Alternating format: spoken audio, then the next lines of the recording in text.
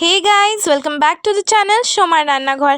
আজকে Sunday special breakfast ব্রেডের কাটলেটের রেসিপি তোমাদের সাথে শেয়ার করব। তো চলো স্টার্ট করা যাক। এখানে দেখো বাদাম, পাউরুটি আর বয়েল করা আলু নিয়েছি। তারপরে এখানে চাট মশলা, ভাজা জিরের গুঁড়ো, হলুদ গুঁড়ো আর লঙ্কার গুঁড়ো নিয়েছি। আর তারপরে দেখো আলুগুলো এখানে ছাড়ানো হয়ে গেছে, ছাড়িয়ে ওটাকে ম্যাশ করে নিয়েছি। তারপরে এখানে বাদামটাকে ভাজা হয়েছিল, ওই ভাজা বাদাম, পেঁয়াজ কুচি, ধনেপাতা কুচি আর এখানে বাকি মশলাগুলো তো তোমাদেরকে দেখালামই, এগুলো নিয়েছি, সব প্রিপেয়ার করেছি। তারপরে এখানে কড়াইয়ে তেল গরম হয়ে গেছে, ওটার মধ্যে পেঁয়াজ কুচিগুলোকে দিয়ে এখানে ভেজে নেওয়া হচ্ছে। তো পেঁয়াজগুলোকে ভেজে নেওয়ার পরে এখানে দেখো গ্রেটারের সাহায্যে আদাটাকে গ্রেট করে আদাটাকেও এটার মধ্যে দিয়ে নেওয়া হচ্ছে।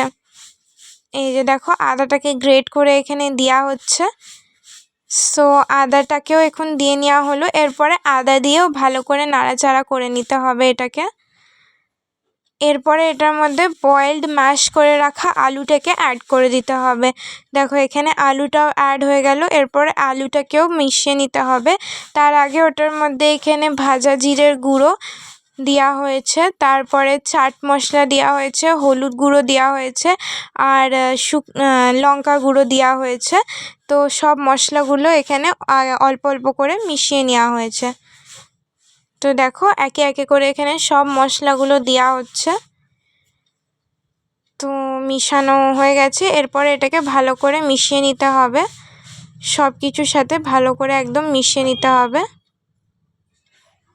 দেখো এখানে সুন্দর করে কড়াইয়ের সাহায্যে মিশিয়ে নেওয়া হচ্ছে।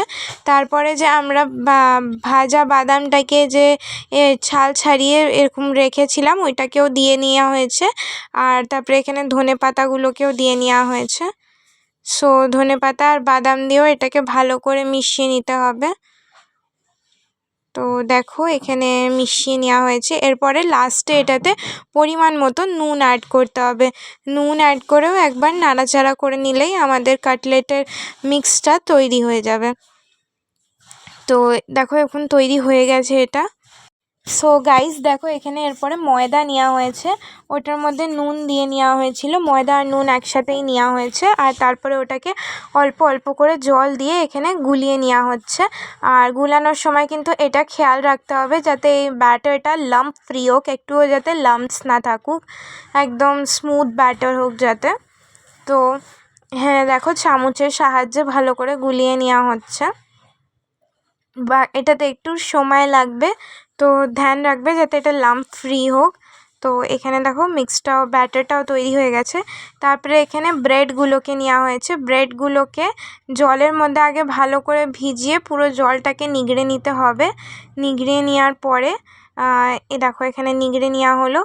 এরপরে এটার মধ্যে যে আমরা আলুর যে মিক্সচারটা তৈরি করে রেখেছি, তো এ দেখো এটাকে আগে হাতের মধ্যে নিয়ে তারপরে আলুর মিক্সচারটাকে এটার মধ্যে দিয়ে ভালো করে হাত দিয়ে ফোল্ড করে কাটলেটের শেপ দিতে হবে।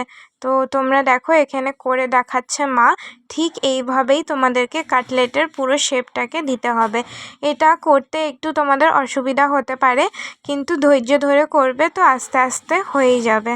তো দেখো এরপরে এই যে এমনি করে ভালো করে হাত দিয়ে গোল গোল করে ঘুরিয়ে কাটলেটের শেপটাকে দিয়ে নিতে হবে, ঠিক আছে? তো এই দেখো ফাইনালি এখানে একটা তৈরি হয়ে গেছে। এরপরে আরেকটা তৈরি করব। তো এখানে জল লাগিয়ে ব্রেডের মধ্যে তারপরে ওটার মধ্যে আবার দিয়ে নিতে হবে মিক্সচারটাকে। এরকম করে কাটলেট খেতে তোমাদের কাদের কাদের ভালো লাগে অবশ্যই কিন্তু কমেন্টের মধ্যে জানাবে আমাকে। আর ভিডিওটা ভালো লাগলে কিন্তু অবশ্যই একটা ভিডিওতে লাইক করে দিবে আর চ্যানেলটাকে সাবস্ক্রাইব করে দিবে। ইউটিউবে দেখছো তো তাহলে অবশ্যই চ্যানেলটাকে কিন্তু সাবস্ক্রাইব করে দিবে। আর ফেসবুকে যদি দেখে থাকো তো তাহলে পেজটাকে অবশ্যই ফলো করে দিও।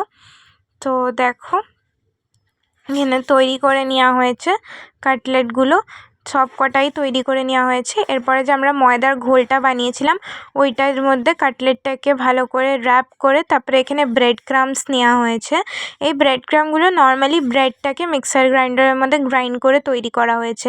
তো ব্রেড ক্রাম্বস দিয়ে গ্রাইন্ড করার পরে আবার এটাকে ময়দার মধ্যে পুরো ভালো করে ময়দার ঘোলটার মধ্যে দিয়ে ভালো করে একদম ইয়ে করে নেওয়া হয়েছে। তারপরে আবার ব্রেড ক্রাম্বস দিয়ে এটাকে পুরো কভার করে নেওয়া হয়েছে।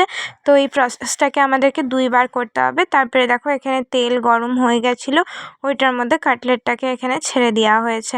দিয়ে এটাকে একদম সুন্দর করে গোল্ডেন ব্রাউন কালার আসা অবধি, একদম ক্রিস্পি হয়ে যাওয়া অবধি এখানে ভেজে নিতে হবে। এইরকমভাবেই সব কটা ভেজে নিতে হবে। তো ফাইনালি দেখো আমাদের কাটলেট এখানে তৈরি হয়ে গেছে। কি সুন্দর লাগছে না? এটার উপরে একটু বিট নুন স্প্রিঙ্কল করে